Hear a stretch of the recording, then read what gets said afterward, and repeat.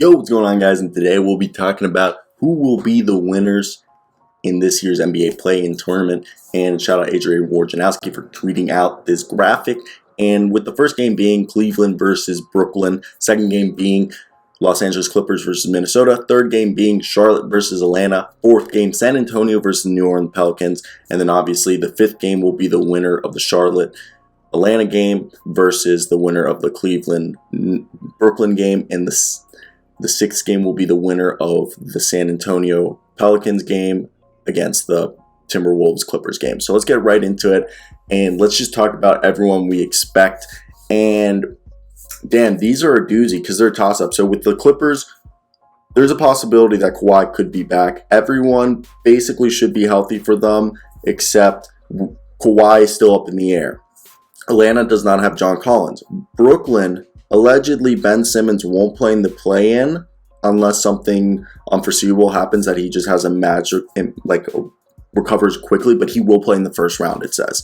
So I'm not a Cleveland guy, but I'm going to take a Brooklyn. Right here, I think the Brooklyn Nets with Kyrie, Kevin Durant, and all the vets on their roster, I don't think they let themselves lose to the Cleveland Cavaliers. Even though the Cavaliers had a great season, they have slipped over the last month and a half. So I'm going to go with Brooklyn right there in game one. Now, game two, if Kawhi plays, I'm a Timberwolves fan. I'm going to take the Clippers if Kawhi plays and is healthy.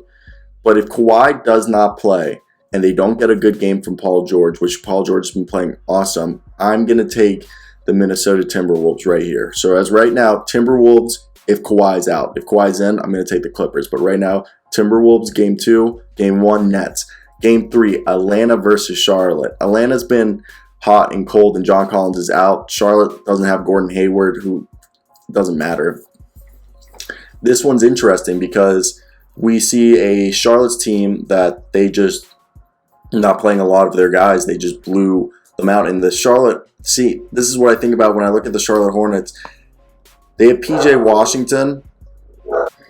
So behind Mason Plumlee, they don't really have any true big. Sorry, my dog was barking. And Atlanta has Onyeka Okongwu and Clint Capella. Even Danilo Gallinari, Danilo Gallinari isn't a great rebounder, but still size. So, Charlotte versus Atlanta. Charlotte versus Atlanta. Damn. Charlotte won it last year, and Charlotte's been red hot. But Atlanta has more, playoff experience, I feel like, on the roster. I'm going to go Atlanta in game three. But I will say with the Charlotte-Atlanta game, it's a toss-up. Either one could win, so don't think I'm being biased anything here. I'm just going with Atlanta because this was a team that made it to the Eastern Conference Finals, and I think they could out-rebound the Hornets. But the Hornets could beat them in transition, and just that one's going to be a good game. And then game four, Spurs versus Pelicans. Whew! I'm going to take the Spurs right here because Jokic Poeltl versus Jonas Valanciunas. I'm going to take Jokic Poeltl right there. Now, CJ McCollum's going to be guarded by DeJounte Murray. Then you think about Brandon Ingram, probably Kelvin Johnson. And then you think about the rest of the Pelicans roster that they're probably going to play. The Pelicans do have the size with Jackson Hayes, Jonas Valanciunas, but I will admit what does get me is with the Pelicans, outside of their main guys being, it's been very interesting with this roster. The Pelicans have had a great turnaround, especially with the CJ McCollum trade, but they primarily play CJ McCollum, Brandon Ingram, Herb Jones, who's great, but he's not always the offensive guy, Jackson Hayes, Jonas Valanciunas. They have Larry Nance, Jose Alvarado, Devontae Graham. And this is where I'm thinking Spurs, CJ McCollum versus DeJounte Murray, Brandon Ingram versus Kelvin Johnson. Then you have Jokic Poeltl versus Jonas Valanciunas. And for the Spurs, they also have Devin Vassell and they have Josh Richardson. I'm going to go with the Pelicans should win this game, but the Spurs could surprise them. We're going to go with the Pelicans. I'm going to change my mind right here. We're going to go with the Pelicans if they're fully healthy because CJ McCollum, Brandon Ingram, Herb Jones, Jonas Valanciunas, Jose Alvarado, Larry Nance.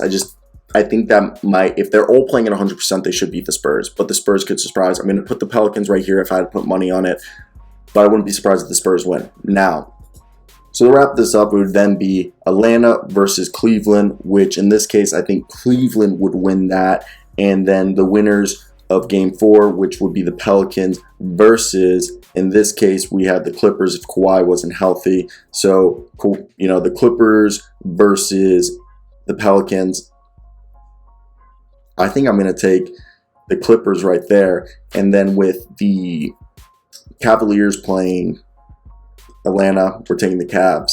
But both of those games could go either way, with Atlanta upsetting Cavs and then with the Pelicans upsetting Clippers. All these games are toss-up.